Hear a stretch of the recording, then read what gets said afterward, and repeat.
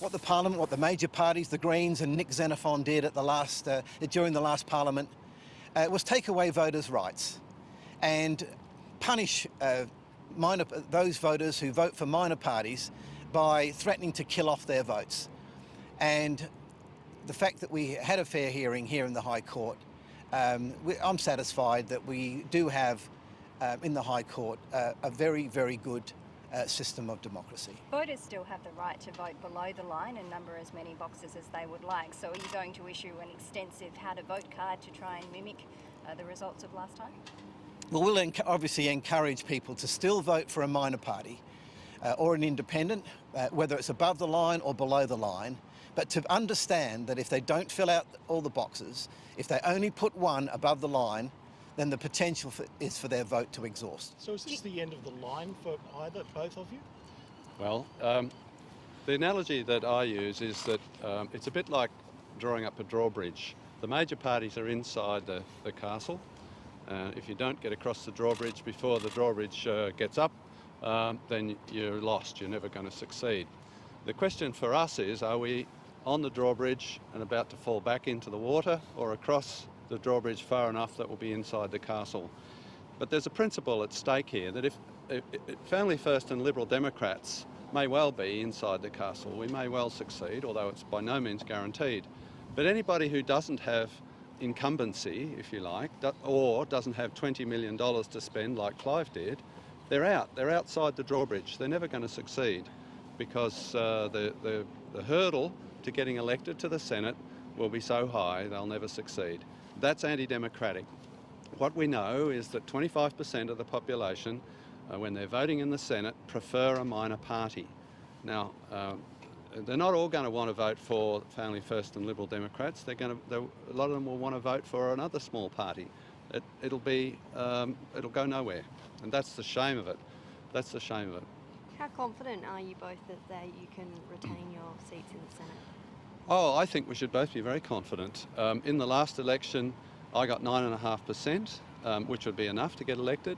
Bob got 3.5%, which would be enough to get elected. As long as we repeat or improve our votes from last time, we should both be elected. The quota is 7.7%, but the 11th and 12th position in each state will be elected on less than a quota. Somewhere between 3 and 5% is what's estimated to be sufficient. Do you think it was a mistake to include in these laws that savings provision, which means that if people still vote one above the line, their vote will still be counted even though the new law requires 6 or more? That was a Greens amendment in order to avoid a very high number of informal votes. There's some arguments for it. What we think was the biggest mistake was not making it illegal to advocate Just Vote One. There were amendments put up. In fact, I think Bob put one up, which said it would be an offence to advocate Just Vote One, and the government wouldn't wear it. Now, we've been trying to find out subsequently whether it would be an offence to advocate Just Vote One. Nobody can give a concrete answer. It would have been much better if it had been put into the legislation right from the start so it was clear. We encourage people not to just vote one. Yeah. It's very, very important that people do not just vote one above the line. This is not like any previous election. If a person only votes one, their preferences then, or their vote then, could stop right there.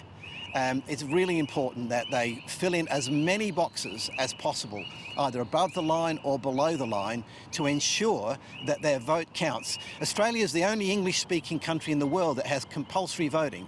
You're forced to vote. And if you're forced to vote, then you want to make your vote count.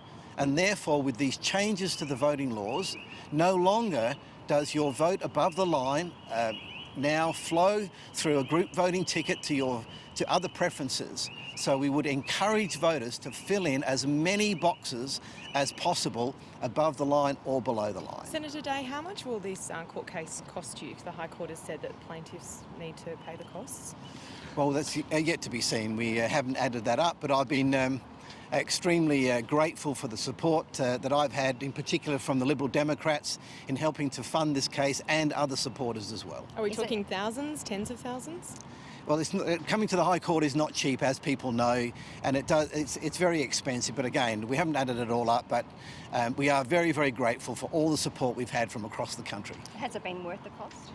And most definitely, when you're defending a principle, and the principle that a person who has their rights to vote. Now, we're here at the High Court. We all know the famous story of Darryl Kerrigan. That's Senator Bob Day, along with Senator David Leyonhjelm, talking about the High Court's decision to throw out a challenge to Senate voting laws. Let's cross now.